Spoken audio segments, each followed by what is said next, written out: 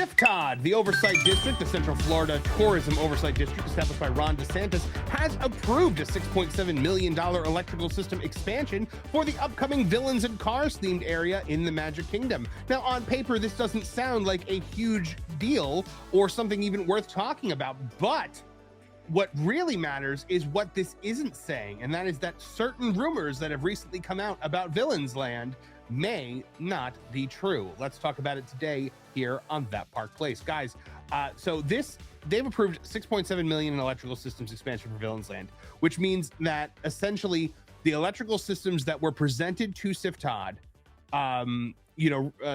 within the last couple of months have now been approved and can begin installation. Now, on paper, that sounds like, okay, yeah, that's pretty standard. But in reality, what we're seeing here is that there was a recent rumor that came out of the WW Magic forums. I think WWNT picked it up. We did not run it because I didn't think it was a legitimate rumor. Our sources close to the Walt Disney Company have told us that it was not a legitimate rumor, that Josh D'Amaro went to the Imagineers and he said, I want a complete retooling of Villains Land. Cost is no object. Throw all the plans out, start from scratch, build something worthy of the Disney name, because I am Josh D'Amaro and I am in charge now. Well, if that were the case, Erika, they would not have approved a $6.7 million electrical system that's going in for the existing plans. Right. Very true. I think they have to rival Dark Universe, so they better buckle up and do it right.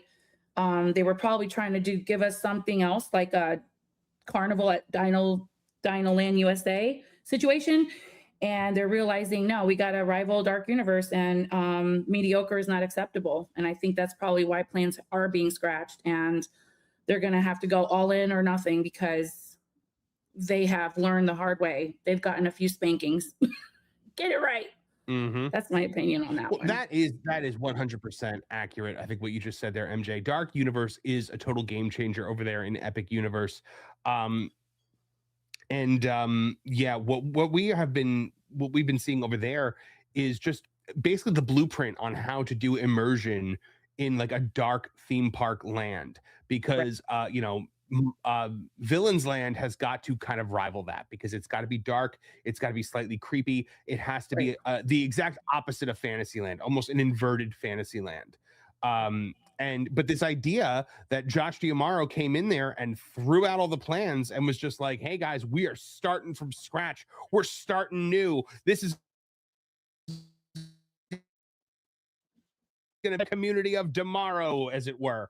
That's a whole bunch of baloney. I don't think that is anything even worthy. By the way, is my audio coming through okay? Because my computer is skipping all over the place right now. It glitched a little bit, but you're good now. Yeah. You're okay now. Okay. Cool. You're frozen now. Erika, what are you hoping to see out of Villains Land? Oh gosh. Okay, but can you still hear me? Yeah, we can hear you. There you go. Now you're back. Okay. I'm hoping it will rival Dark Universe over at Universal Studios. Epic Universe. I don't have so many mixed emotions about this, because on the one hand, I'm kind of against a Villains Land, but on the other hand, I get that there has been a demand for it for years. I think mostly by Disney adults, though, not really from kids, or families as a whole. But it's here, it's coming. So now what is this thing going to look like? How immersive is it going to be compared to what Universal is bringing to the table? That's what I want to know. Are they really allowing Imagineering to push their imaginations to show to us, to show the world what they can actually do without scrapping their plans over and over again, to the point to where even Imagineering can't even recognize their own concepts anymore, which has happened in the past. So I'm cautiously optimistic. I hope it's very immersive, because this is the Magic Kingdom. and this is the one park you really don't want to screw it up in. Well, I mean, when you think about immersive lands that Disney's created in the past. We lost you, Marvin. You. Just to continue the conversation until his audio comes back, I really hope that in Villains Land, there will be kid-friendly attractions, because if you think about it and you go to Dark Universe, not every kid is going to want to go on Monsters Unchanged. It's scary, whether we want to admit it or not. It's scary in there. It's cool.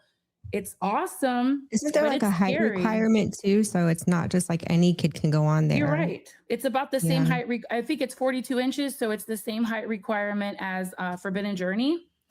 So I hope that Villains Land has an attraction or two that doesn't have a height requirement, or just, you know, maybe like a 37 inches. What is the height requirement for the I don't speak in inches when it comes to human height. Oh. But you're really familiar with the Magic Kingdom, I am right, on the inches scale. Yeah, but you're familiar with the Magic Kingdom, right, Erika? So if you think about it, like most rides, like if you want to go on It's a Small World or Pirates or something, the height requirement is like maybe 40 inches, let's just say. Well, there is Haunted Mansion. I know that'll be part of Villains Land. Okay.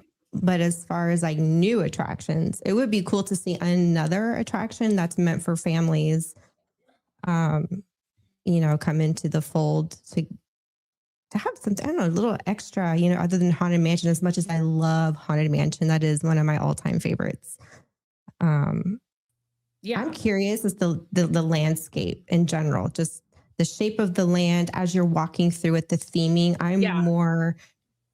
That's what I'm looking forward to more than the attractions that they're putting. But I'm getting older, so I'm getting to that point in life where I can take it or leave it riding rides. I enjoy theming, you know. Exactly. You want to walk through there and not be disturbed by any sight lines and just be like completely immersed, like immersed. Yeah. I am in a layer of some sort here. I'm not. That's the kind of thing, guys, that Disney used to excel at, right? Like that was like sight lines were one of their big things. They removed the balloon off of the Muppet Vision theater, you know, back when that was the worst thing they had done to the Muppet Vision theater, because it would have hurt the sightlines for Galaxy's Edge. So when you think about immersive lands that they've created, you think about things like Galaxy's Edge, you think about things like Pandora. I think everyone's kind of hoping this is going to be a little more Pandora and a little less Galaxy's Edge, because Galaxy's Edge was so minimalist, and a Villains Land cannot be minimalist. No, you know, really can't mess us up. I'm really, now that I've gotten a chance to watch all the films, the important ones from Star Wars, I'm more upset for you guys as Star Wars fans that Galaxy's Edge, that whole Star Wars area is not from the movies. And it's like, you guys, if we were able to get Harry Potter, why couldn't you guys get a decent land that actually, you know, evolved around the films? And I'm really angry for you guys more than ever, especially after seeing the movies. So when you talk about immersion, you have to talk about Epic Universe. You have to talk about Harry Potter over at the Universal Parks, because those are, you know, very, very big, you know, immersive lands. Yeah. I see. Hold on. Jonas, you did you pop in here because I had a computer snafu? Yep. Yeah, I was just checking on things. Sorry, I'm back. We held the fort down though, Jonas. Okay. Awesome. Pat on the back. Pat on the Sorry about that. I had to restart my computer. It's not an internet issue, guys. It's a hardware issue. Yeah. We had to file a new permit with SIFTOD in order to big things are coming to Marv's computer. Yeah, it's all good.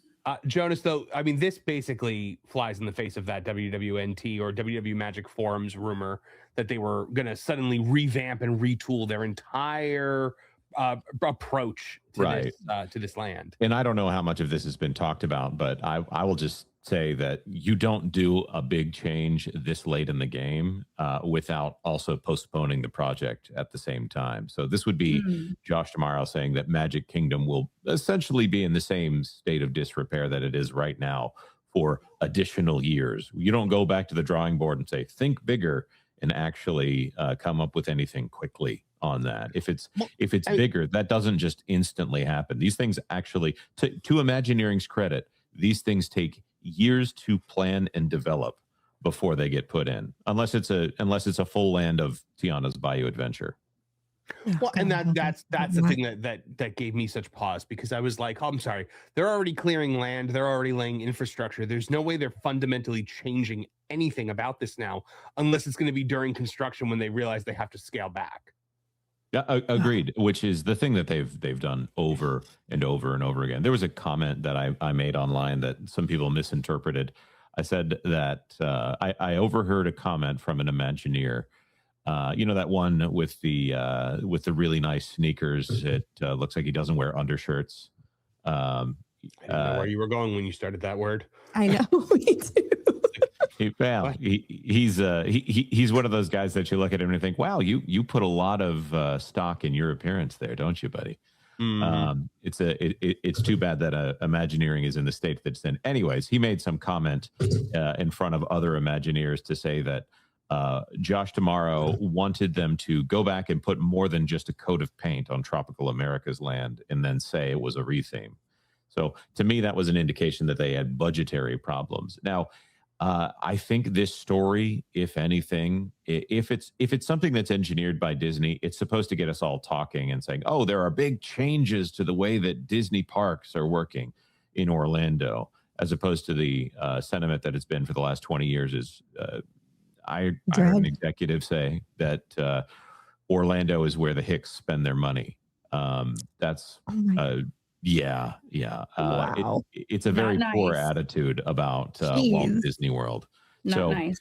That is the thing that has been making the Disney company consistent cash for a very long time. And I think that this is a misinterpretation of a very old rumor. A very old statement that maybe it just took a little while to come out and then it got applied to current Imagineering as opposed to something that Josh Tomorrow. If Josh Tomorrow was revamping the whole project, well, great. That's great news. I don't think that's what's happening. No. And wouldn't he be getting pushback anyways from Iger? I mean, there would be a lot of conflict internally, I would think, if he came in He's and not started to get pushback from Iger in what, 3 weeks? Well, Iger's contract isn't officially done until the end of the year, and he doesn't handle backseat driving well. Yeah. See, and then there's that too. Well, we're gonna see exactly how Josh Tomorrow handles backseat driving, because I'm very sure that Bob Iger is going to be making his presence felt. But yeah, guys, at the end of the day, don't believe these rumors that Villains Land is suddenly getting retooled at the 11th hour. That suddenly the plans have been pulled and they're building it up, and it's going to be even better than ever. Because now, I think part of the reason behind this rumor is now, no matter what comes out, they're going to be like, this is so much better than what was originally planned, because they're all going to believe that all of a sudden there was this fourth quarter, Statue of Liberty play where all of a sudden, everything changed and we took this big gamble and it paid off, and that's the Disney way. None of that is true. What you see is what you get from those plans to what is going to eventually happen. They have already approved the infrastructure, and once you lay the foundation, it is very difficult to alter what is supposed to be, rising in its footprint. So guys, Villains Land is going to be what it's going to be. We just have to wait and see if that's going to be good or evil. Thanks for watching That Park Plays News.